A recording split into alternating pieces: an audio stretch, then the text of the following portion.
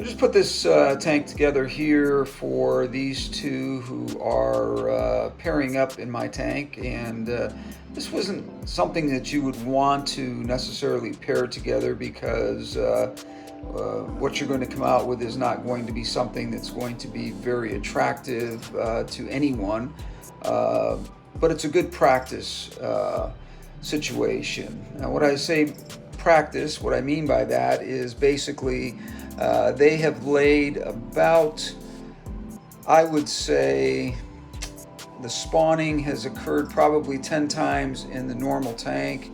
You get between 15 to 18 spawns during a period of time, and the last 4 of the spawns in the community tank, there were wigglers on there until they were eaten by either the rest of the fish or the parents. So it's important for me to try this because if I'm going to breed discus in the future, I need to know how to care for them regardless of what the color outcome might be in this particular situation. They certainly wouldn't be anything I would sell, or you just never know what you're going to come up with. You just really don't. The yellow is a never pepper albino, which is kind of interesting, and then you've got your cobalt blue there as well. So I don't know what that would look like in the big picture, but we'll see what happens here. We'll see if we're successful in breeding these two, and if we are, like I said, it's going to be more of a practice for me to try to figure out how to care for baby discus fish and the parents during the process. So this is a 20-gallon tank, and as you can see, it's bare except for the cone in the center. I've been doing,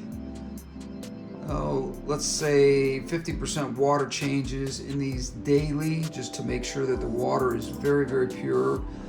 This is a tank that has been cycled and kept for this purpose for almost a year now. So this is a very, very seasoned tank, and 20 gallons tall, which is this tank is about 18 inches tall, is really what you want for something like this. The black background is not ideal. I'm actually thinking about doing something about that if I see that they're going to spawn again, and possibly put a sheet of plastic back there that is blue in color, or maybe even white in color, because it's important that you have the ability for the babies, once they hatch, once the wigglers hatch and become free swimmers, it's important that they're able to see the parents, and that could be a problem with a black background. So we'll have to see how that works out, and I may make an adjustment on that over the next couple of days here. So as far as water goes in this particular tank, I'm not using any RO water. I'm duplicating exactly what I have in my community tank here, so that there is no reason to believe that we're going to have a problem with getting eggs that are fertile and will hatch, because like I said, it happened in the community tank. And as you can see, she is clean. That's the female, by the way, the blue.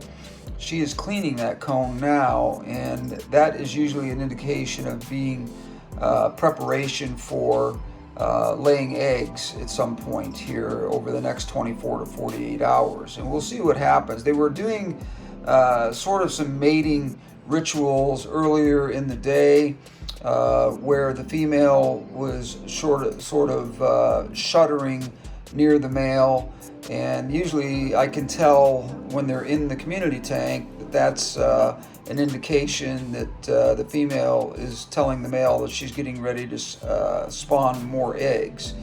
And again, you can see that she is cleaning that particular area. So the blue is the female, and the albino never pepper yellow is the male. So this would be basically a typical spawning kit that you would use. As you can see, the female is doing that shimmying sort of action in front of the male, like right now. And that is an indication that she's interested in spawning again. She's letting the male know that she's prepared.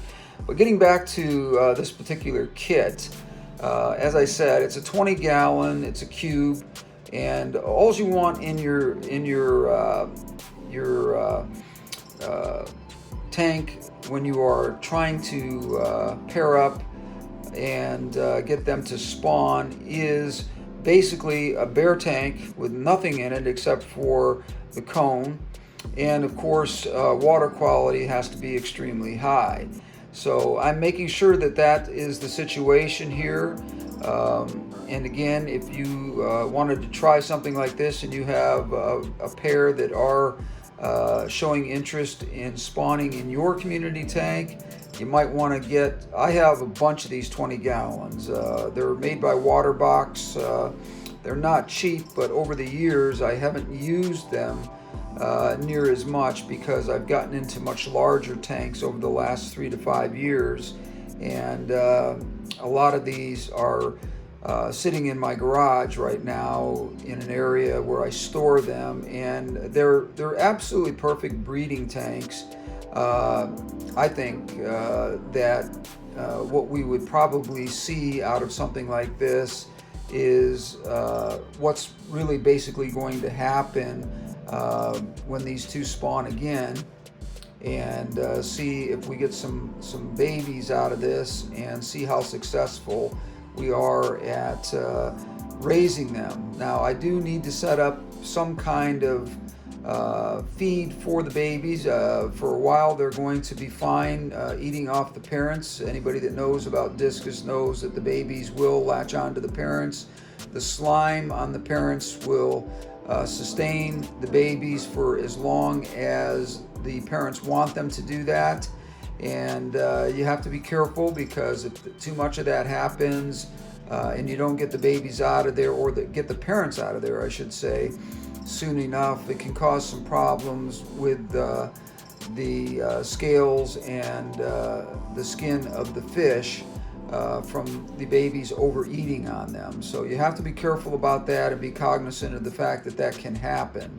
So what you want to do is make sure that you do get the babies out of there. So what we're going to do is we're going to follow this in a series. Once this spawning takes place, and I'm sure that the eggs are fertile and we have some wigglers and that sort of thing, I'm going to take you through the whole process and basically show you how all of this is working out for me. Now, again, I may not be successful at this. I've never bred Discus before. This is all new to me, so we'll have to see what's going to happen with this pair over the next couple of weeks and see what we end up with. But again, I'd like to try this, see what happens, and let you sort of come along with me on the process and see if this is something that, if I can get some pairs that are of the same variety to do the same thing, then I know that I can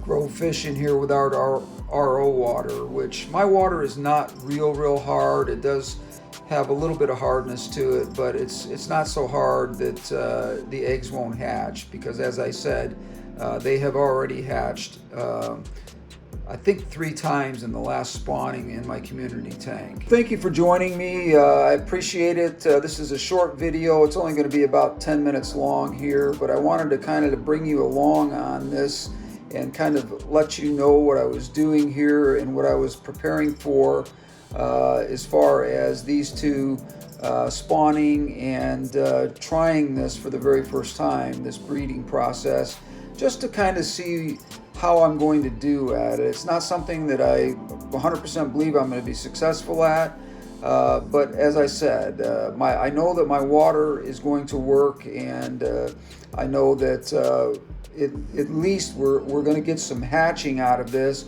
Whether or not they've become good parents after this, I don't know. They may eat the eggs, they may eat the babies, I have no idea. We're just going to have to see. It takes a couple of times, from what I understand, of them to become good parents. So we'll have to see how this works out. But thank you for joining me. Leave me a comment down below. Give me a thumbs up on this.